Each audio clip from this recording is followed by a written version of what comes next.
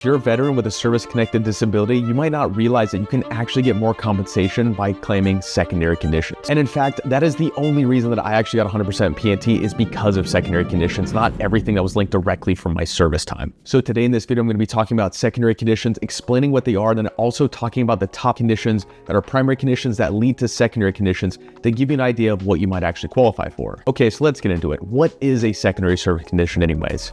You have your primary service conditions, which are things that are directly related from your time in service that you are claiming for your disabilities and your ailments. You hurt your back in the military, you have it on record, you go to the doctor after, go to your primary care as well, and then you make that claim and say this happened from service and you link that together. That is a primary service condition. Now, a secondary service condition is actually not the same thing. However, it's very easy to claim. A secondary service condition means that the disability that you have is worsened or caused by your primary service condition.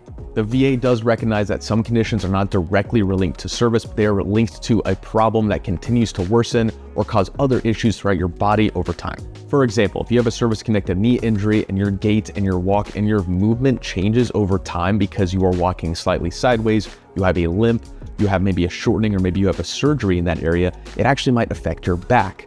That service connection that you have, the initial one is the knee.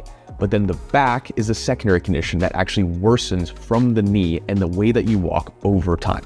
So the key to a successful secondary condition is showing cause and effect. You are showing that your primary service connection is causing the other issue that you might have.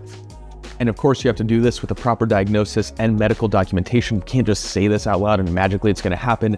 But we're pretty fortunate as veterans that after your service, if 10 years later you start to have back problems because of your knee, you can actually go back and make that claim. So it's not too late for veterans that have been out for a while to claim secondary conditions.